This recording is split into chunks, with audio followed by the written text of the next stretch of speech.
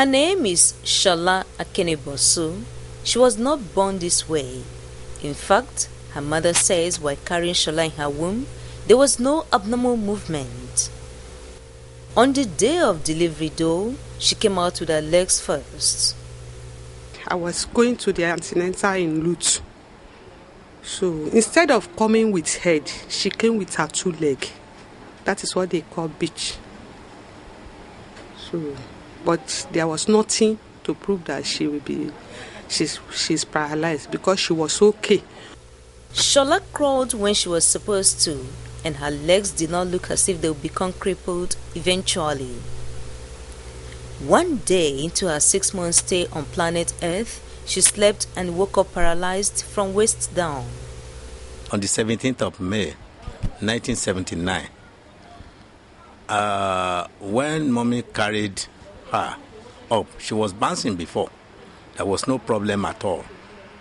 But as soon as she carried her around 5 a.m., he said, "Daddy, something has happened to this lady.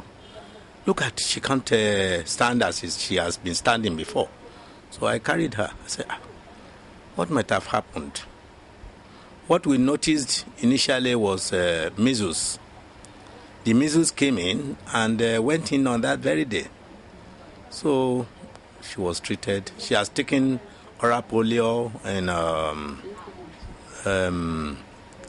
health center, Akpakpa. And immediately we heard of it, we saw this, we took her straight to the hospital because I was working in teaching hospital. So we took her to the hospital, staff clinic. She was treated. We came back. We started all the time attending clinic. This Yoruba, what they call Oja, I tied her in my stomach till more than 12 years, carrying her from one hospital to the other, that myself, I felt sick. Shola is the 5th child in a family of 6 children and the only disabled one. I have not seen such a sickness in my head. I've not even heard of it, not to see it, that it will happen to me. So when this thing happened, when we went to the hospital, I thought it's a thing they will prescribe tablets, and after a week it will go. Just imagine. One day, the doctors told them that their dear one was afflicted with polio and had to live that way the rest of her life. They accepted their fate and got her calipers. They said they made several attempts at registering her in schools, but no school would accept her.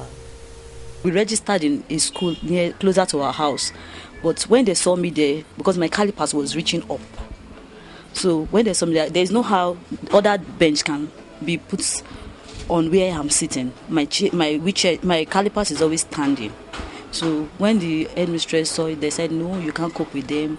That we need you." So I had to leave. So after that, my parents tried again. They went to Atudeolu Nursery and Primary School to register me there. I've taken the injection, did everything, the registration.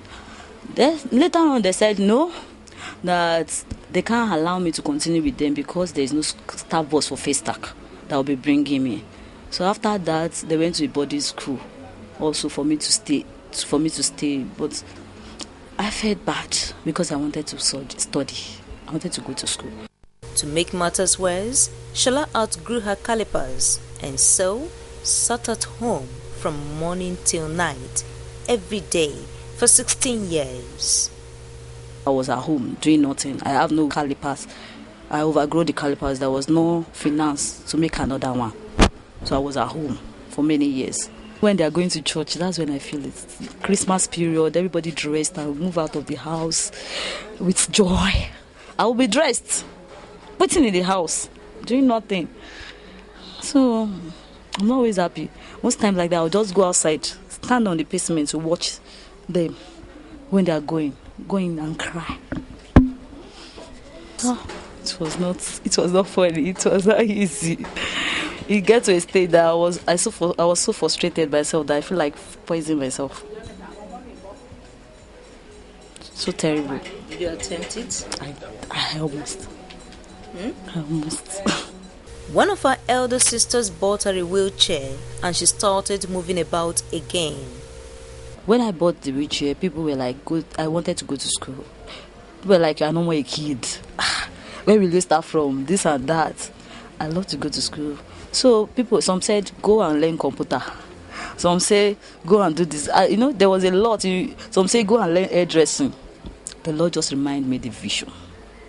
She remembered the dream she had at age 12 and so asked her parents to register her in a fashion school. When he opened mouth that he wanted to learn fashion designer, I didn't have choice. Even I took her fashion designer and caterer, but I see that he cannot do catering. So I just stopped on fashion designing, buying everything that she needed. This is her first machine. As soon as she started, she opened her mind that she's going to learn. The little money, before 6 months, I bought a machine for her. That once they teach her there, she should come and cut it again at home. Any material we got. And when the daddy goes out, when he sees something, we buy. In fact, we treated her caring especially like other children. We feel sad, but there is nothing we can do. When I was learning fashion, I went through a lot over there also. But I thank God because my boss first took me. Because somebody may say, someone like this, what can she do? What can she learn? But she still took me over to teach. When I was learning, I was thinking the way I'm going to sew. But God led me the way I'm going to sew. I first used my hand to start pressing motor, electric motor. I was using electric motor to sew. So after that, for some time, the Lord now make my legs strengthen. I now use my leg to press machine. After 2 years and 6 months, she had learned enough to be on her own. I worked in the house for 5 years. She was sewing at home because she couldn't afford to rent or buy a shop. Shola says she still nursed the idea of going to school, and this time around, help came from her church. There was a woman in my church that helped me in my education area. She paid a private teacher that was coming home to teach me. It was a woman from the church that has been paying my lesson fee. Has been the one that registered me. I didn't even know how she registered it. Everything was favor.